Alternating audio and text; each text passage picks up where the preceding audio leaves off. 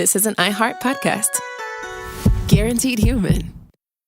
Brought to you by the reinvented 2012 Camry. It's ready. Are you? Welcome to Stuff You Should Know from HowStuffWorks.com.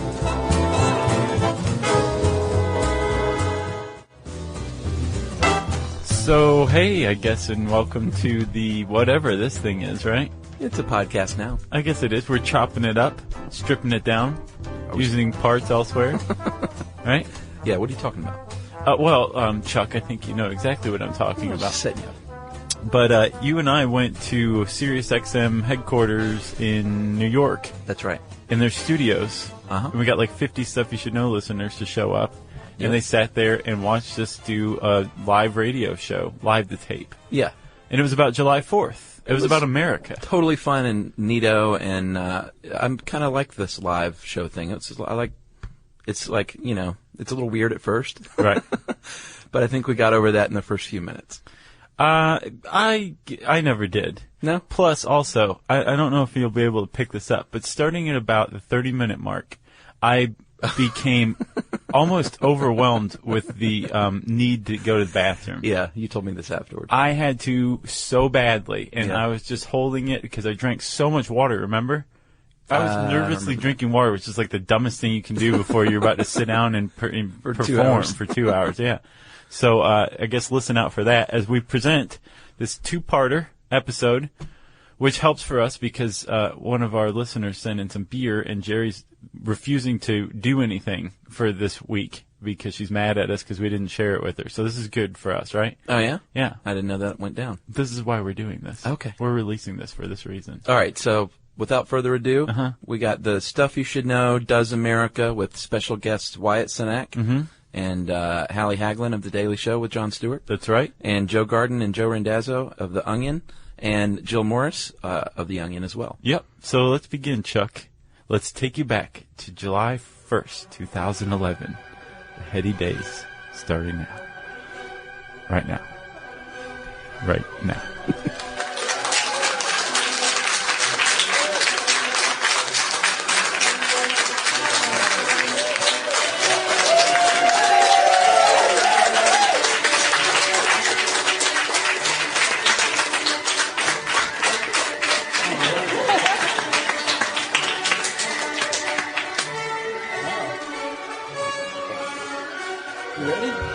Yeah, I wanted to change that music at the last minute to the Elvis. Dun-dun-dun, dun-dun-dun. Josh said it's too late. And then I was going to walk in like Elvis backwards. And then Hallie said you might trip. And that might be funny. But I didn't do it. You good? You ready? Yeah. So, hey, and welcome to the live radio show.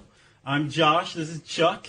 You take the good, you take the bad, you take them both, and there you have Stuff You Should Know. That's good. That was special for the radio special. You didn't even tell me about that. No. You never tell me anything. I jotted it down. It's right here.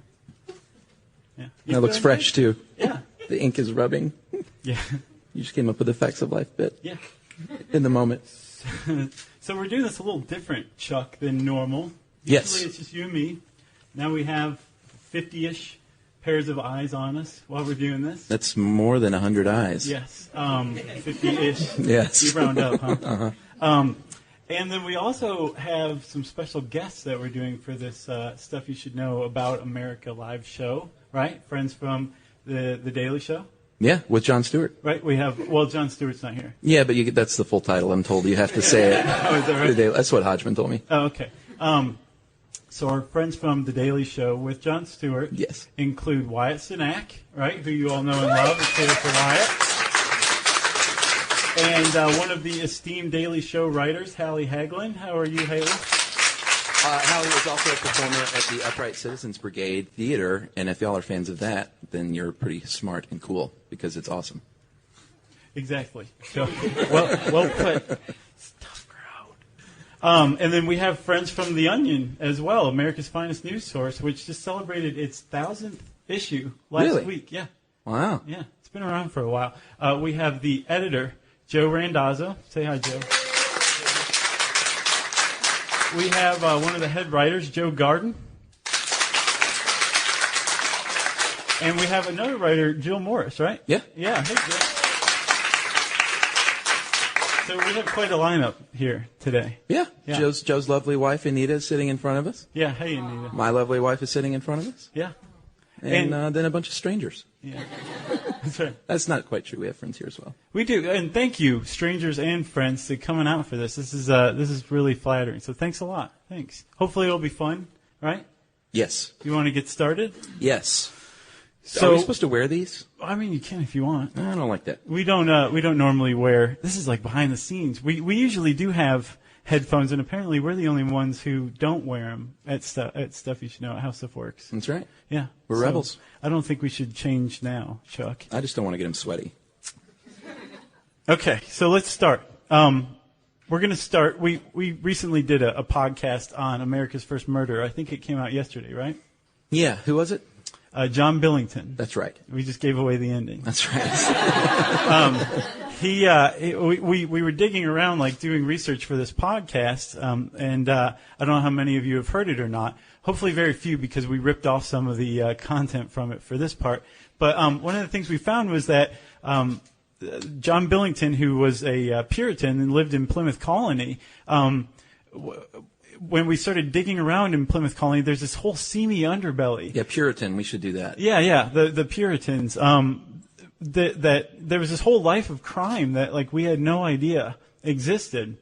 And so we started digging further and further, and we came to realize like America is kind of this like crazy place, right? Yeah. For a reason. It's been built like echelon by echelon. Upon crazy, upon crazy. Right.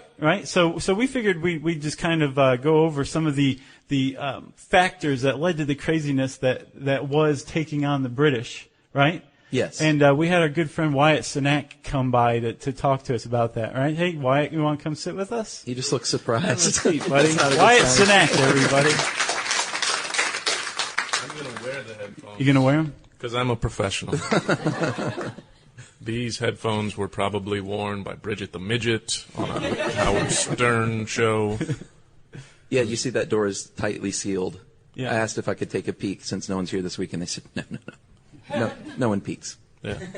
No, they keep Baba Booey in there. He's hermetically sealed. It's on scratching at the glass. Like, let me out. Yeah.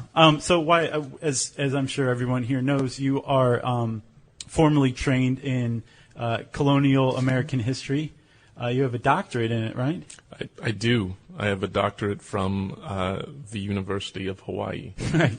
Go Warriors, right? At Arkansas. Rainbow Warriors? No, it's the University of Hawaii at Arkansas. Oh, okay. Go Warrior Razorbacks. Yeah. Yes. Yeah. Well, that's why we invited you by here today. Are you familiar with some of the seamier underbelly of American history, or are you just kind of part and parcel to the textbook stuff? I know the textbook stuff that, and I know the stuff that they talk about in like reality shows when it's like, oh yeah, you're going to go live in like a 1800 house, or like you're going to go live in like a, right. So I assume it was like that, where there were camera crews following you everywhere, and we just haven't found those tapes yet. Right. Or I assume they're 3/4 inch tapes, so that's probably part of the problem. Nobody has a 3/4 inch machine anymore. Right. Yeah. Well, we're going to, I guess, open your eyes a little bit then. All right.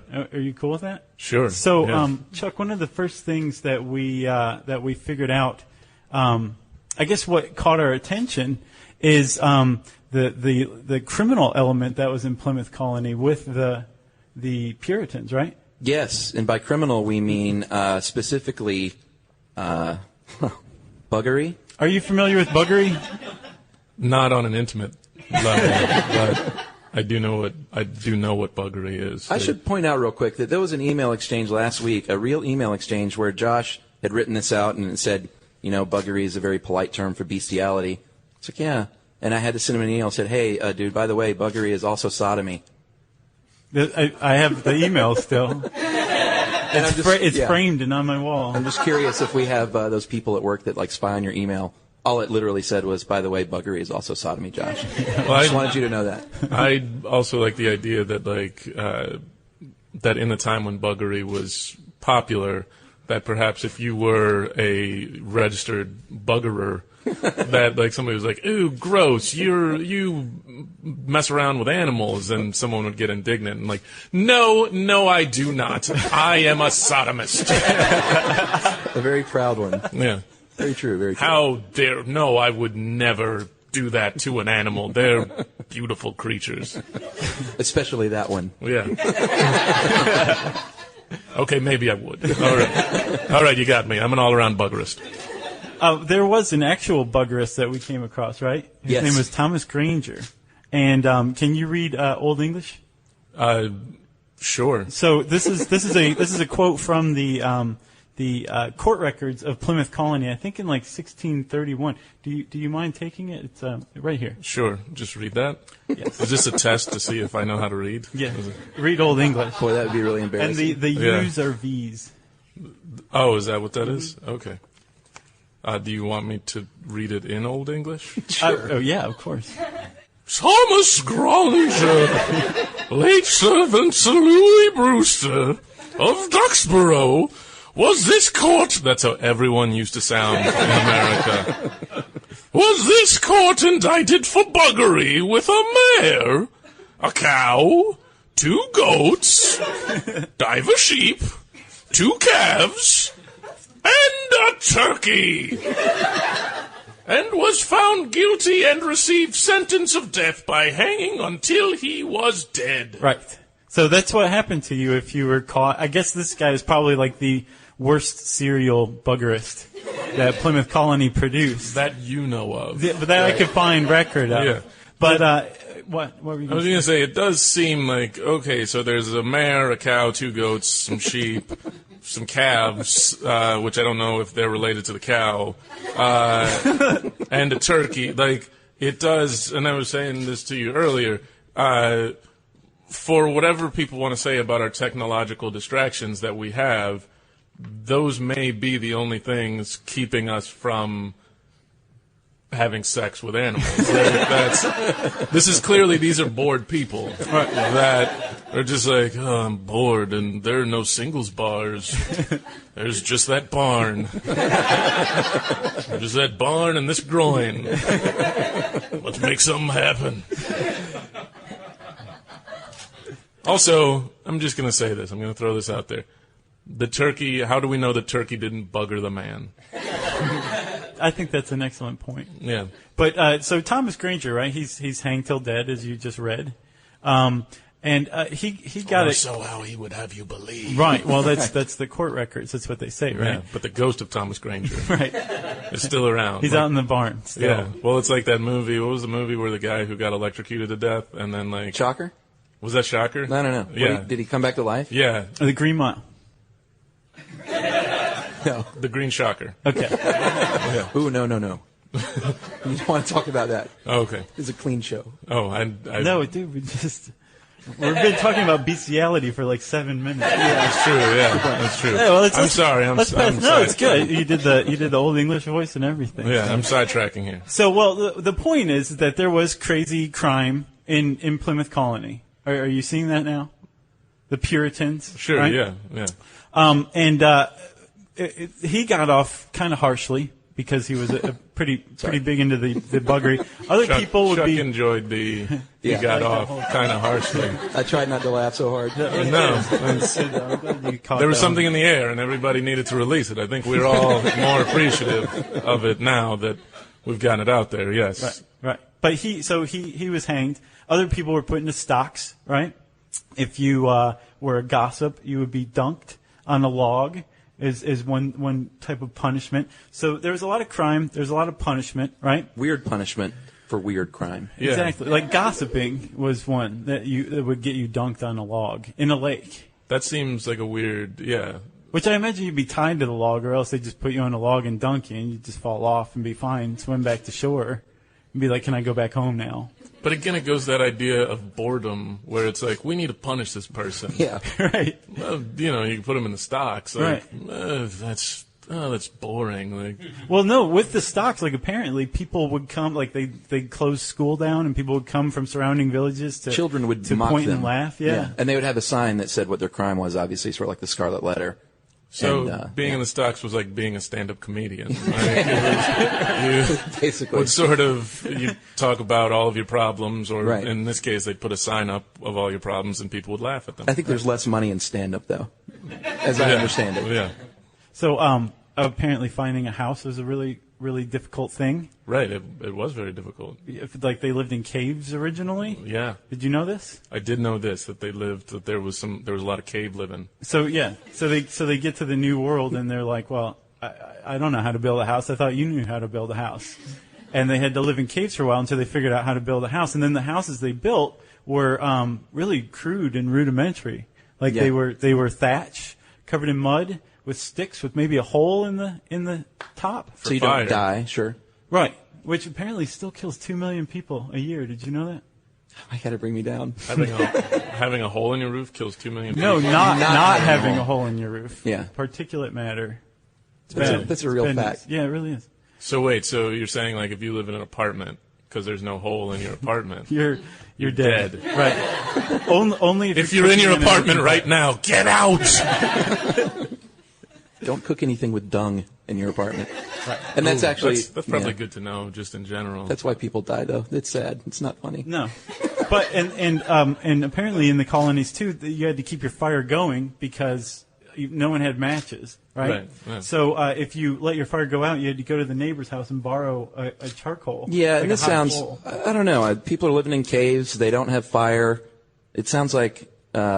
I don't know. Afghanistan? Yeah, I thought they were a little more advanced than that, and it was apparently a real bummer because you had to start your own fire, and I don't know. I don't buy it. There's something though about like they had to keep their fire going like all the time that you look at just how far we have or have not come, and that they wasted a lot of energy back then, and we still do it today. Thanks, forefathers.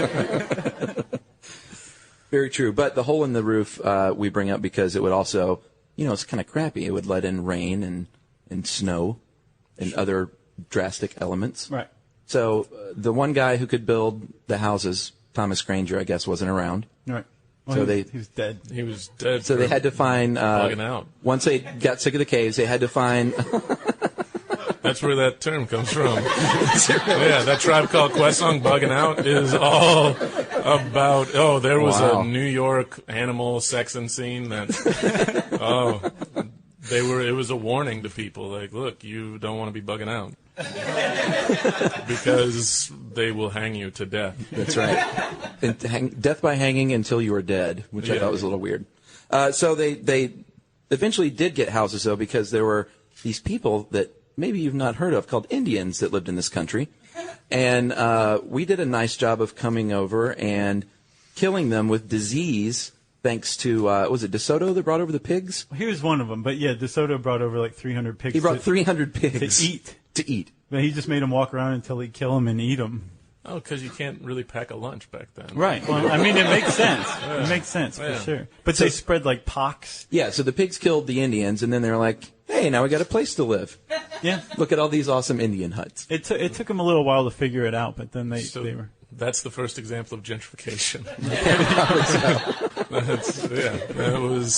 That was the Williamsburg, Brooklyn of colonial life.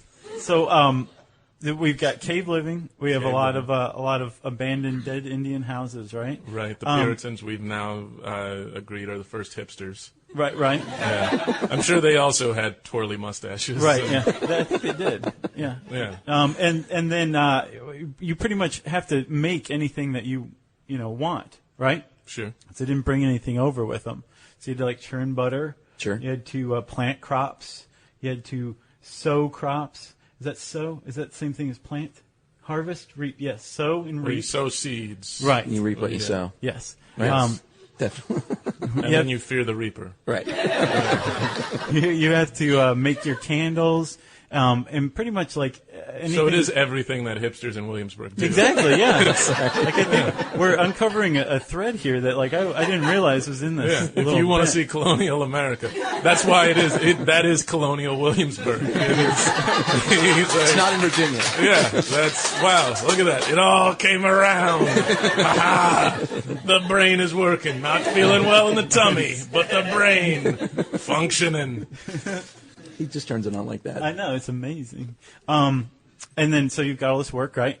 You've got indentured servants at first. Yeah, they came over with a promise of land. Right. Like, hey, I'll come over there and work for you for 4 years if you give me a parcel. Right. And Right. then It's like AmeriCorps.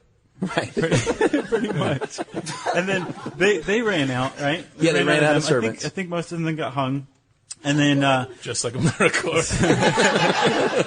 somebody figured out that if you left Massachusetts and just followed the trade winds, it took you right to West Africa. So apparently we started to go to West Africa and get all sorts of free labor. And like between 1450 and 1900, like 11 million people were captured and brought to the Americas, right? That's one way to say it. Yeah, that's one way to put it. So we've got now everything in place, right? We have crazed, like animals starved Hipsters. hipsters running around. These are the colonists with the will to carve out, their place in the wilderness. You've got we have slave labor, we have dead Indians, and we have butter churning, right? The whole thing, everything. It's just a really rotten life for everybody Buttery. involved, right? Yeah.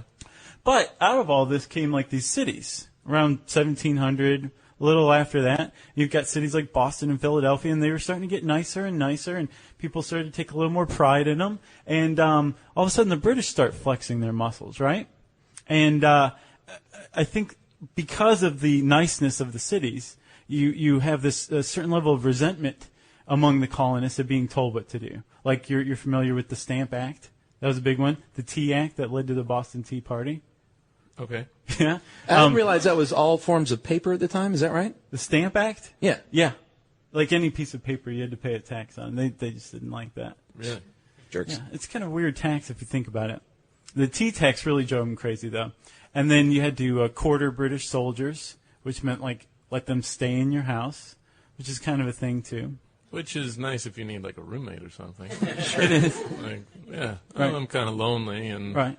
there's no TV back now. So. Or you need, like, an extra hand around the house, right? Yeah, yeah. Right.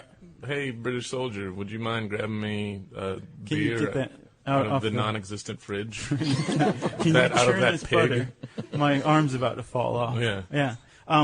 Well, so I guess you're right. I think you make a pretty good point that, like, quartering British soldiers wasn't that bad. So it was the taxes, I think, that really got them. And one of the things that the colonists did was to basically tar and feather tax collectors. Are you familiar with this process? Tarring and feathering? Yeah. Sure, yeah. Yeah. Yeah, they still do it in Williamsburg. Do they? Yeah. Just bring it all back to Williamsburg. It's the only thing I know. So it's a pretty horrific process, right? I mean, It like is. to get the tar onto somebody's skin. Well, because that boils because it's got to be hot. Right.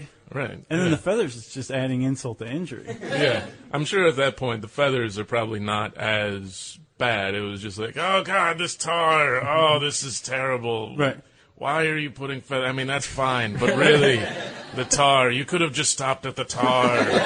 Be perfectly honest. Oh, this hurts so much. Well, then the feathers might have provided a nice cooling effect. You never know. Yeah. And that was their little secret. They were like, no, not the feathers. I look like a chicken, but it's okay. Oh, thank you, hollow feather. Oh, the wind blows through you. So, well, but with or without the feathers, it was pretty awful, right? To have the hot tar, we're all agreed on that. Yeah, and you Yeah. point out specifically in here that it's a lot worse than you might think. And I was like, it's actually, I thought to begin with it was probably pretty bad. Well, no, it's so cartoonish, tarring and feathering somebody. I think Scooby-Doo did it before.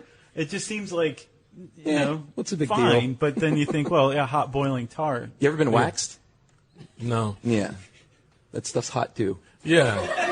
Well, and then, because then you got to take it off too, Right. and Taking it off is a problem. yeah, and it's like you use like turpentine, which then that burns.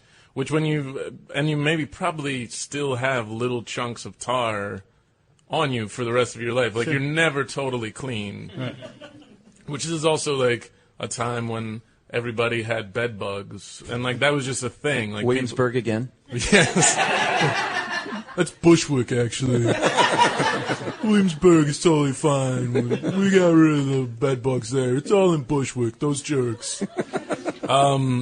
No, but that's like the weird thing when you think about like, oh yeah, it would be interesting to have a time machine and go back to that time and see people. No, it wouldn't.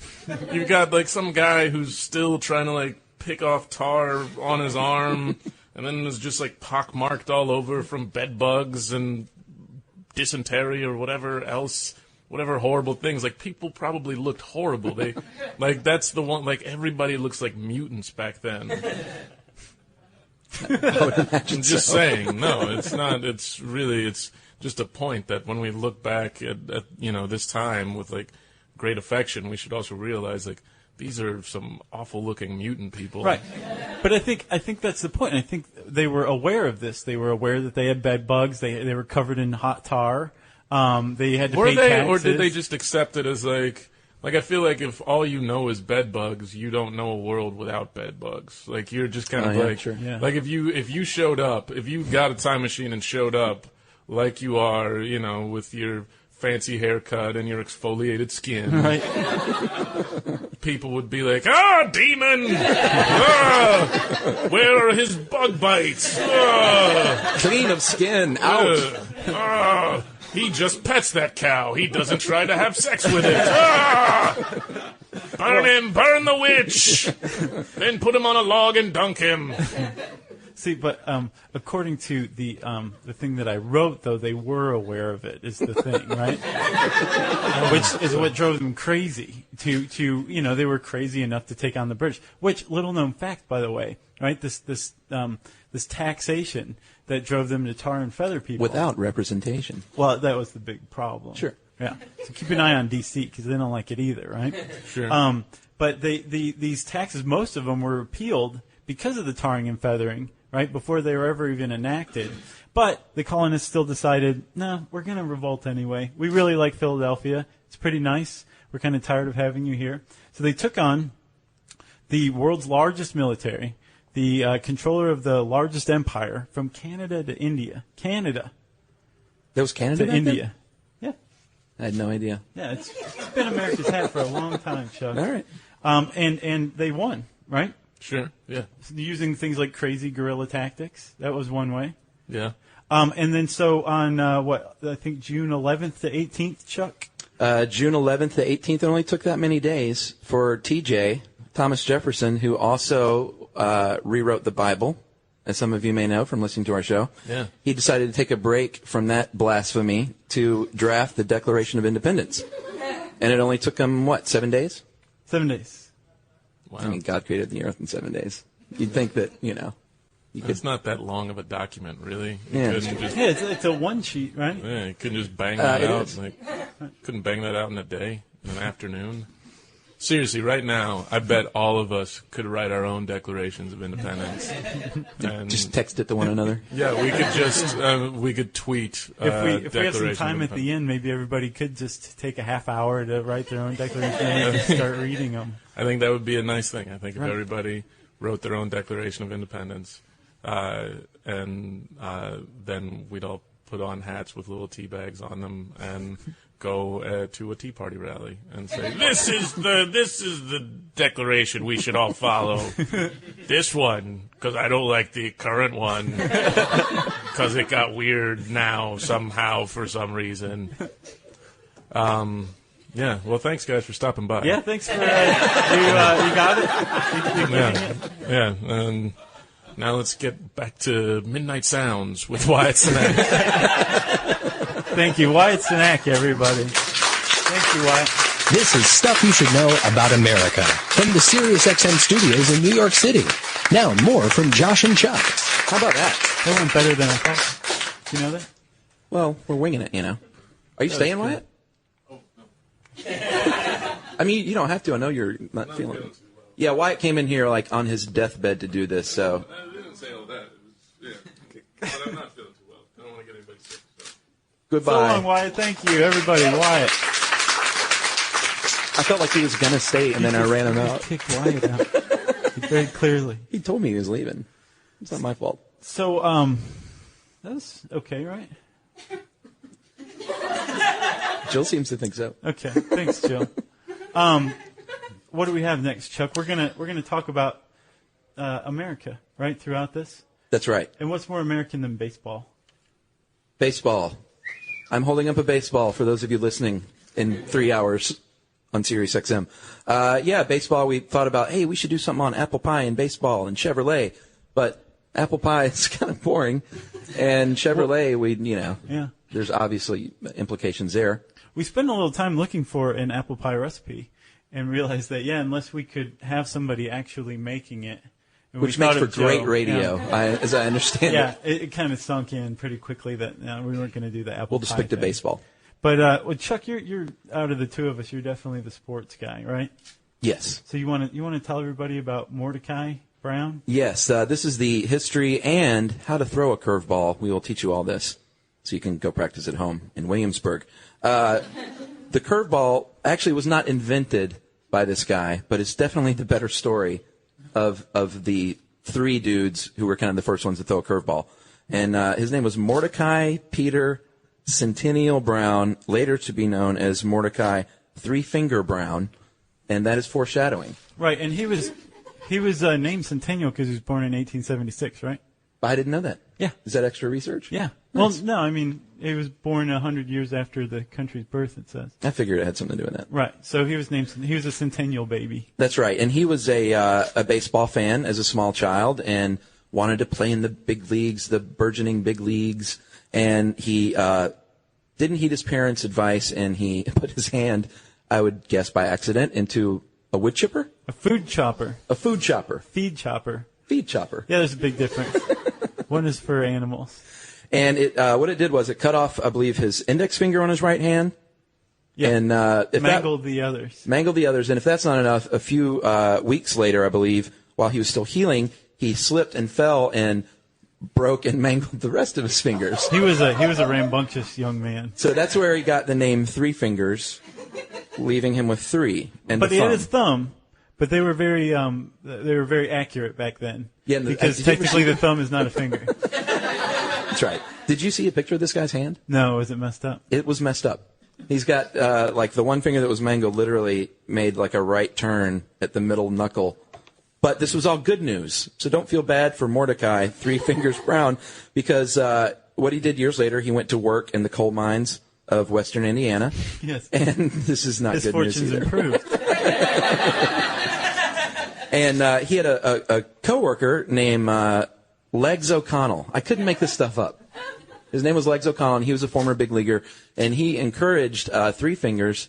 He was like, "Hey, you should go try and pitch with that funky-looking hand, my friend. Yeah. It might do some weird stuff." And it did. What it did was it caused a inordinate amount of topspin that was very frustrating at first until he realized that topspin curved the ball. If he could control it.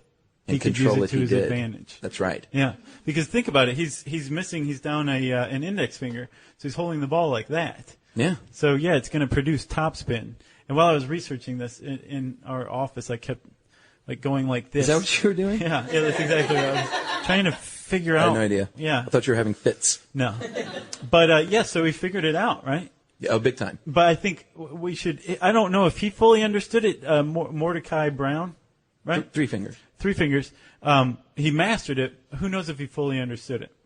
Because it was only like 20 years earlier that a guy named Gustav Magnus, right, came up with this idea called the Magnus effect that explains how a curveball works, right? That's right. So the physics of it are that the spin of the ball, sure.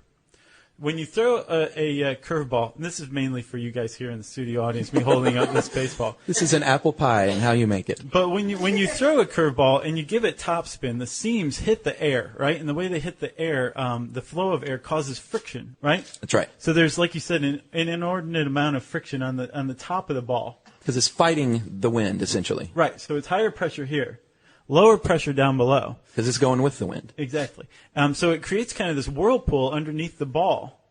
And the Magnus force, which is the downward pull of it into that whirlpool, causes a ball to suddenly drop.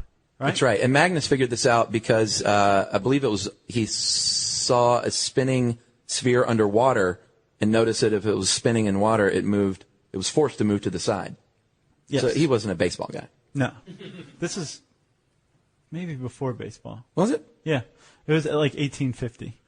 Do we have any baseball aficionados? Kubi? 1850 baseball, yes or no? Not a baseball aficionado. So Magnus figured this out. Three Fingers figures this out. Three Fingers played for the Cubbies in 1903 and was a very important member of the last World Series team the Cubs ever had in 1908. 1909. 1909? Yeah. He was that was their first pennant, and then they won consecutive pennants. Right. So the 1909 Cubs were the last ones to win the pennant, right? You're right, but he did not invent the curveball. It's just the best story. The curveball is generally credited to Fred Goldsmith and William Arthur Candy Cummings. And I don't know why, I made air quotes, I don't know why he was named Candy, but he was apparently 5'8", 120 pounds. Uh-huh. So he may have just been a little plaything of a baseball player at the time. Although he was probably big at the time. Right.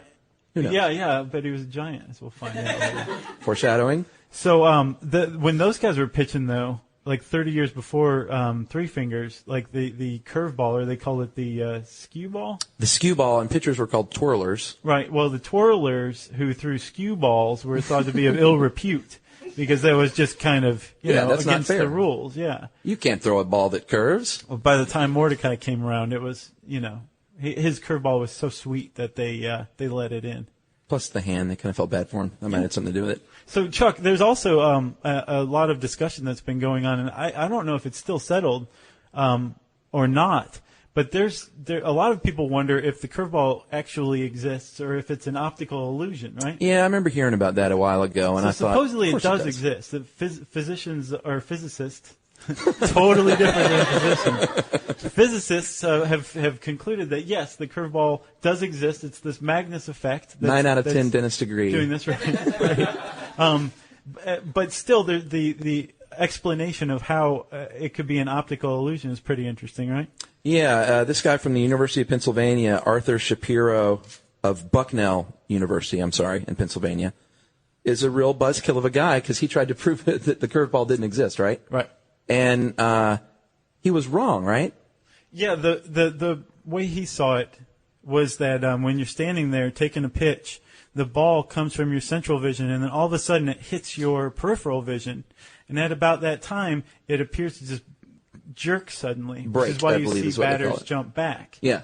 That was his explanation for the optical illusion. But it looks like upon recent camera work that there is such a thing as a curveball. It actually does move. Right, and it moves gradually, and the reason it appears to break so hard when you're in the batter's box is because you're not facing the pitcher dead on.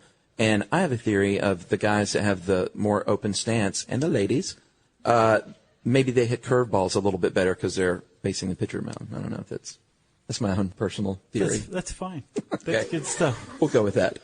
Who's your favorite curveball thrower? Oh, even better. What's your favorite name for a curveball-esque pitch? Oh, boy. I didn't know you were going to ask me this. I'm going to go with the big breaker. I like the forkball. The forkball? It's good. Yeah, because there's different methods Right. of throwing the There's curveball. the sinker. There's the slider. Yeah, and they all curve. There's the Japanese shuto. I had never heard of that one. I hadn't either until this one. They play baseball in Japan? And also I wanted to point out, too, that the raised stitches is why it curves more, and cheaters scuff up the ball. That's why in the old days you would see pitchers cheating with like an emery board in their pocket. Yeah. And they would scuff up the ball as much as possible. And it's also the reason why they switch out the baseball so much, because the more the ball is scuffed up, the more it's going to curve and be unfair for the batters. There's some twirlers of ill repute out there still. There are. Yeah. So that's curveballs. You got anything else? I think that's it, man. Nice. That's curveballs. This is Stuff You Should Know About America from the SiriusXM studios in New York City. Now more from Josh and Chuck. And that was jazz hands. Right. That'll get people clapping every time. You gotta clap just with go like jazz hands. this. Somebody wants to fight you, go like this. They'll just start clapping. So up next, we have something I am really excited about because I have no idea what we're in store for, to be honest. I know that it is called Unsung American Exports. And I know our buddy Joe Garden from The Onion and Jill Morris are going to present it. And that's all I know. And ladies and gentlemen, Joe and Jill. Gosh, this is I don't actually hear myself being projected because we're in this sort of aquarium-like structure. It's called the fishbowl. The fishbowl? Yeah. I feel like the treasure chest in the fishbowl. You are. Anyway, I would like to point out, Josh and Chuck do not know what I'm doing. This is based on my own research, and the pressure is really on. So I would like to encourage you all, if you find factual inaccuracies, which you probably will, fact check gently. Don't be angry. Just sort of say, "Hey, Joe, you made a mistake," and correct it thusly. I also have another disclaimer. The following presentation contains information about sexually transmitted diseases, which we already sort of, I don't even know if I need this after. I think Wyatt primed us all with that. Yeah, after the buggery. And it also brings into doubt the question of a certain gift-bearing figure popular with children. You may wish to usher those under the age of 12 out of the room. Oh, wait. Are they gone? Okay, screw those kids anyway. Wow, Jerry's cracking up over there. She's not actually here. I decided if I was going to do a Stuff You Should Know event, I was just going to go waist deep with it. I always wanted to say that. So moving on, I heard an interesting anecdote earlier this week. I was at a party that featured a lot more taxidermy and animals than I'm accustomed to seeing, and I met a Pakistani documentarian, and we struck up a conversation. And in the course of our conversation, he found out I worked for The Onion, and he said, "Oh, here's something you really should know. In my hometown of Karachi, there are a lot of suicide bombings, subject covered by an earlier podcast, and a lot of terrorist attacks. And but the interesting thing is, the terrorists usually target KFC or Pizza Hut, and almost never target McDonald's." And I was really interested in this because when people think of American imperialist restaurant hegemony, they always think of the Golden Arches. I mean, it's everywhere. I would have thought that somebody looking to attack a symbol of the United States would have just gone to McDonald's, no questions asked. So I asked why the terrorist choice was KFC. He said that people just liked McDonald's more. So this is yet another way that I do not sympathize with terrorists. And we ate at McDonald's before we came here. I did not. Oh, just me. I'm sorry I threw you in with me. That's okay. You did. I used the Wi-Fi and sipped nervously at an imaginary bottle of water. So I wasn't going to get kicked out. But I haven't. So anyway, I just like to point out I have not verified this fact through independent sources. So please use caution if you choose to repeat this fact. As it stands, I'm not even sure how you would research something like that. I tried Google searching Karachi McDonald's bombings, Karachi KFC bombings. They have both come up. But if you do manage to verify it, please let me know so I can use it again at future radio events. In any case, this all leads me to my theme today. President Calvin Coolidge famously said, "The business of America is business." And this maxim has led the United States to all corners of the globe. There's the Transformers in China, there's Harley-Davidsons in Dubai, Miller Beer in Germany. But what about the exports that aren't monetized? Who will celebrate those things that have an impact that can't be measured in billions or even hundreds of dollars? Why, that person would be me, Joe Garden, with the assistance of Onion contributing writer Jill Morris, who will be providing pertinent fact notes or footnotes to my rambling. First up, Santa Claus. Before you jump down my throat, I'd like to acknowledge that Santa Claus is not of U.S. origin per se. He's an amalgam of several figures that drew from St. Nicholas, but it primarily drew from St. Nicholas, who would place gifts in children's stockings hung from the hearth every December 5th. After the Reformation, the Dutch disavowed all Catholic saints, and particularly they tried to ban the celebration of St. Nicholas's holiday. But when you try to take a gift-giving holiday away from people, they don't react very well to it. So what they did is the Dutch changed the name from St. Nicholas to, where is it again? Oh, here we go. The figure Sinterklaas, who would sail from Spain and travel from house to house in the company of Black Pete, distributing spice nuts and candies to good children. Black Pete was a devil Sinterklaas had defeated and made to do his bidding, usually depicted by the very Caucasian Dutch as a man in blackface. The legend changed in the 1850s, at which point he became a former slave that Sinterklaas had freed. Dutch parents threaten their children by saying that if they're good, Black Pete will bring them candy and toys, but if they're bad, he'll stuff them in his duffel bag and take them back to Spain. The early Dutch settlers brought the early Dutch settlers brought Santa Claus back with them to the New World, where his name was changed to Santa Claus and the racist sidekick was dropped. An 1863 illustration of Santa Claus by Thomas Nast is generally credited as being the first defining depiction of Santa Claus as the rotund, jolly figure we know today, and Coca-Cola's use of the character cemented him in the American public consciousness. Now he lives in the North Pole, where his elves make the toys he delivers to good children every Christmas Eve. The North Pole is the northernmost part of the world and is often written on an envelope which contains a child's wishes for Santa. Such wishes may include, please help my parents get back together. Please kill my parents. And gimme, gimme, gimme, bike, bike, bike. As with most cultural traditions brought to America, he was in short order repackaged as a pitchman and shoved down the throats of every human with 2 pieces of currency to rub together. All this would be fine and good, but so long as Hollywood makes Santa-themed entertainment and keeps appearing as a shill for numerous consumer goods, Santa refuses to be contained by American boundaries. As his popularity grows and spreads across the globe, Santa Claus is in danger of edging out local Christmas figures, and that's not sitting very well with these locals. A school in Brighton, England, banned depictions of Father Christmas in a red suit, saying that it smacked of commercialism. A group of Czech advertising professionals started an anti-Santa Claus website to protest the replacement of its own gift-giving figure, pardon my Czech, Jezelschik. I think that's right, actually. Really? Yeah. Oh, great. Which translates roughly as baby Jesus. And in Austria, the Christ child brings gift to Austrian children, and some of the Austrians mobilized to hand out anti-Santa stickers because they didn't want them to dominate.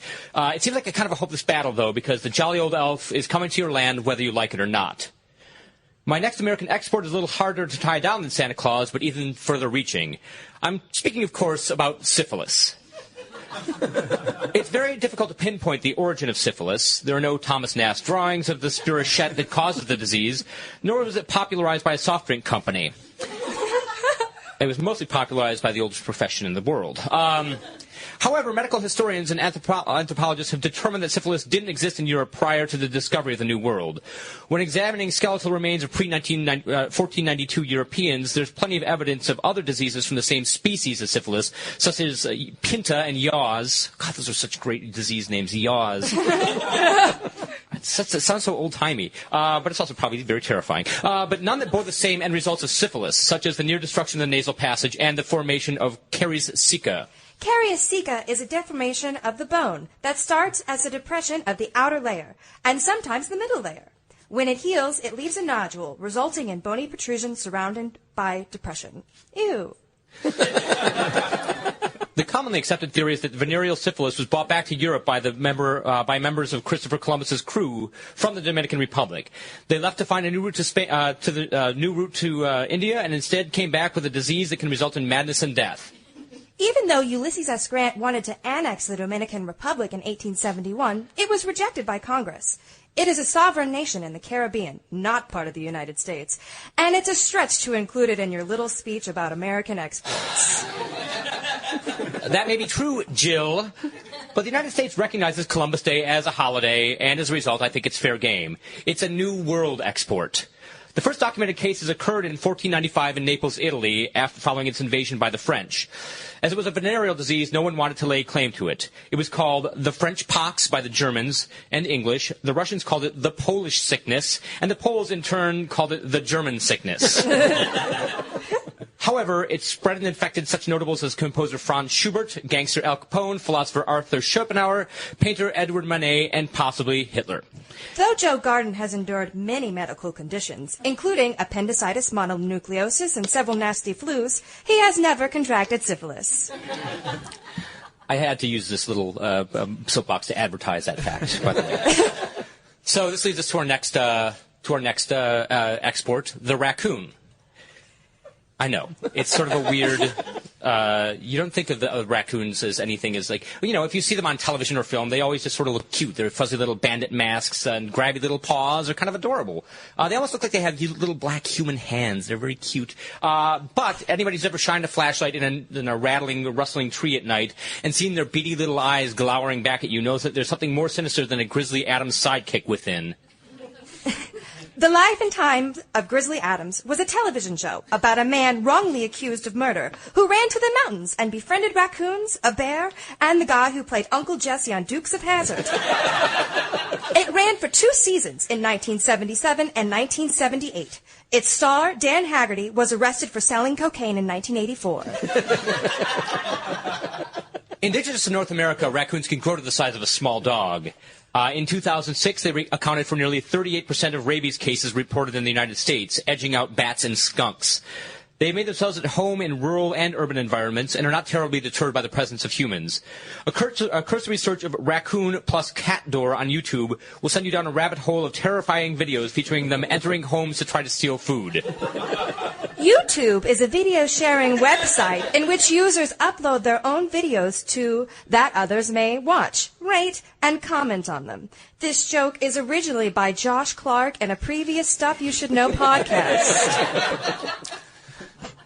Yes, raccoons are jerks. But did you also know they have a Nazi connection? You should know what Nazis are. It's true. In 1934, a German animal breeder approached the Reich Forestry Office, then headed by Hermann Goering, with a plan to breed the raccoon in order to enrich the local fauna. The rationale was that they would be popular game for hunters, and the pelts could be put to good use. What they didn't count on was that the crafty critter's powers of exponential reproduction. Oh, that's such a God. That was such a. It looks so good on paper, that phrase. I can say it. The crafty critter's powers of exponential reproduction. Thank you. Now there are between 100,000 and 1 million raccoons in Germany, and they haven't stopped there. They've spread all over the continental Europe and have even crossed the Channel through the Channel and invaded England. Game over. Now, after those 3, I would like to end on a... we're running pretty long, actually, so I apologize for that. I'm doing fine. Are you?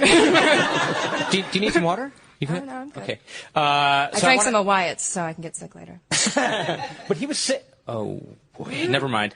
So anyway, I'd like to end on a high note. Hip-hop.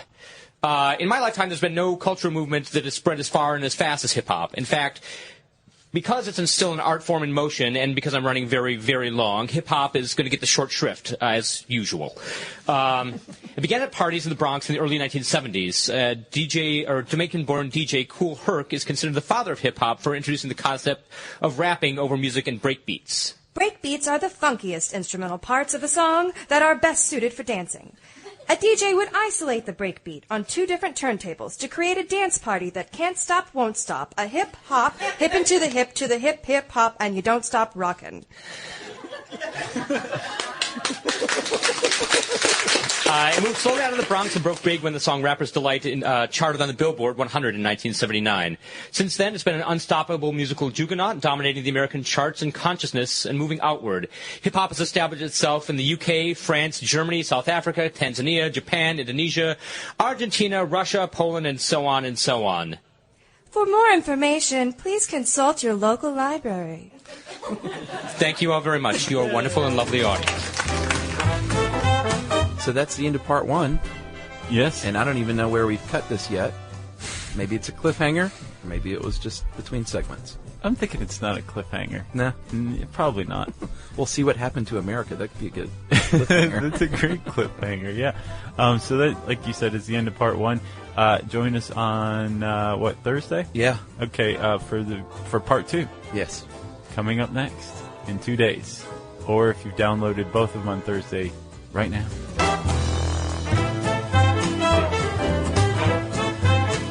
Be sure to check out our new video podcast, Stuff from the Future. Join How Stuff Works staff as we explore the most promising and perplexing possibilities of tomorrow. Brought to you by the reinvented 2012 Camry. It's ready. Are you? This is an iHeart podcast. Guaranteed human.